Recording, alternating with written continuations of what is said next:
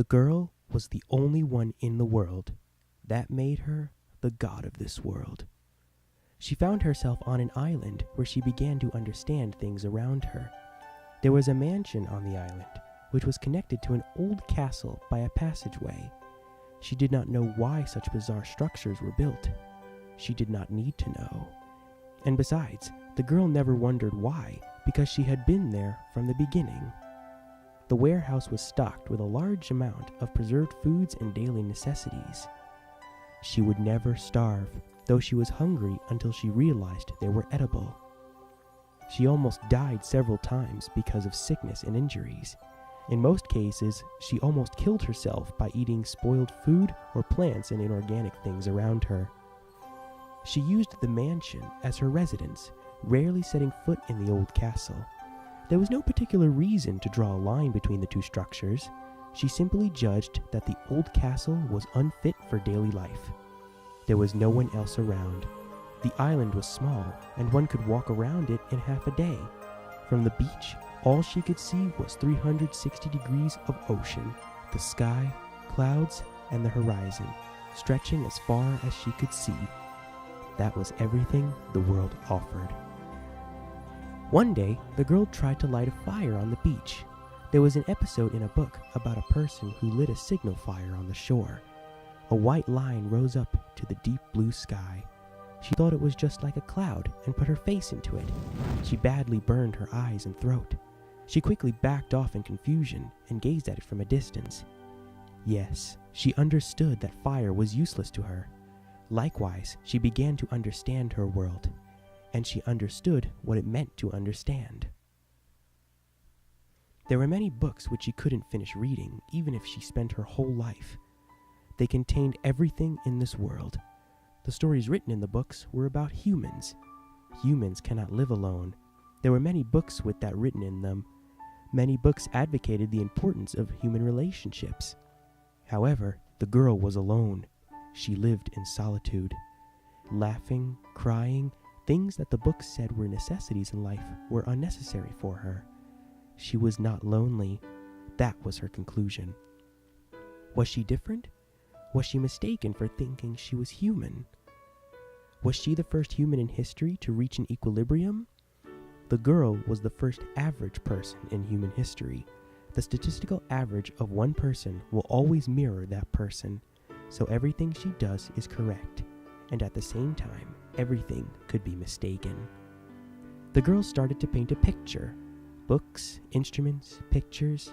She took whatever seemed useful in creating a human from those kinds of things. She looked for books on how to paint and gathered materials from the warehouse and castle. But it didn't go well. At first, her paintings turned out badly. They didn't look like how they were written in the books. She grew bored of it many times, but it didn't matter, even if she got tired of it. When the season changed, she grew bored of being bored. Soon enough, she became skilled at painting. She found that she was more suited for drawing realistic landscapes, because all she had to do was reproduce what was there. Something that didn't exist was more difficult, like humans. That's what she thought. Soon enough, the girl understood how to paint a human. She had painted a single boy.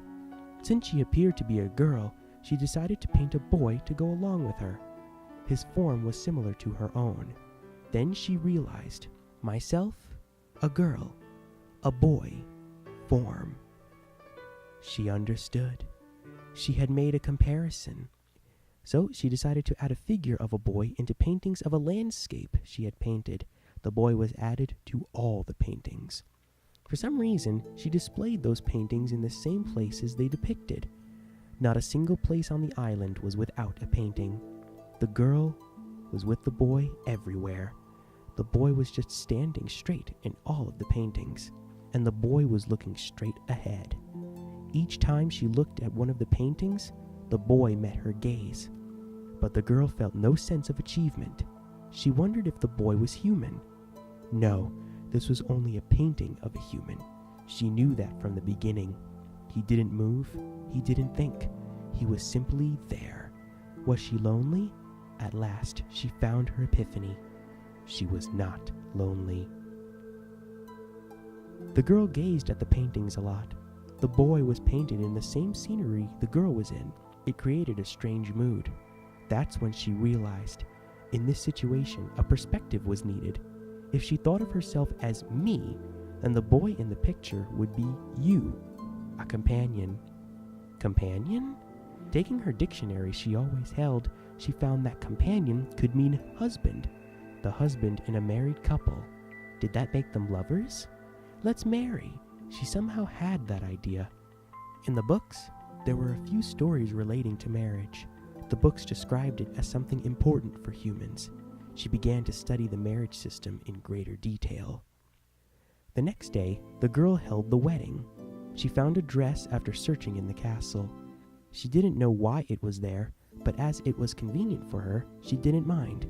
There was a place of worship in the castle. She painted the boy's clothes in the rooms as painting. Then she spoke her vows. In her mind, when asked if she would take this boy as her husband, she replied yes. And then she kissed the boy in the painting.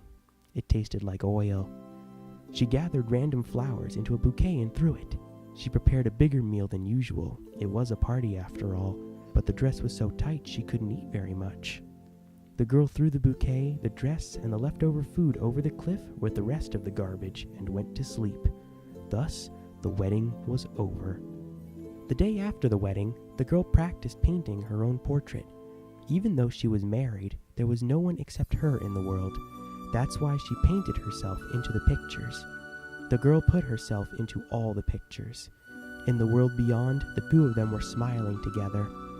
Looking at herself in the paintings, she felt strange. The girl couldn't explain the feeling in words. Even so, more and more, it continued to attract the girl's interest. No matter how many months had passed, they held her interest. The girl was alone in the world. That made her the god of this world. Something mysterious happened. It was the day after she repainted all of her paintings. The two in those paintings had moved.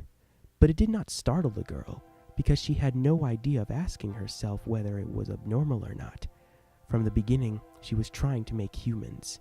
Did it work? God looked inside the miniature garden. She looked very closely at the paintings. It appeared that those on the other side of the paintings could not see the world on her side. The two in the paintings seemed to be doing something, smiling at each other. But the paintings were blurred. The world appeared blurred, giving her nothing as to what they were doing. Why, the girl thought. She could not confirm results, could not see what was supposed to be there. A strange emotion budded within her. She could not describe what it was. She could not find in a dictionary something she could not describe. Why had the paintings become blurred, even though she painted them so clearly? Was it a failure? But the two in the paintings were smiling at each other. That's what she thought. On the other side of the paintings, it made her feel strange. Something must have been wrong. She understood things in the way, making mistakes repeatedly. She repainted them over and over. But the results were exactly the same. She was at a loss. She became unsure of everything. The girl is the only one in the world. That made her the god of this world. So she thought she could make her world much cleaner. She burned all the pictures. She set fire to the mansion and the old castle.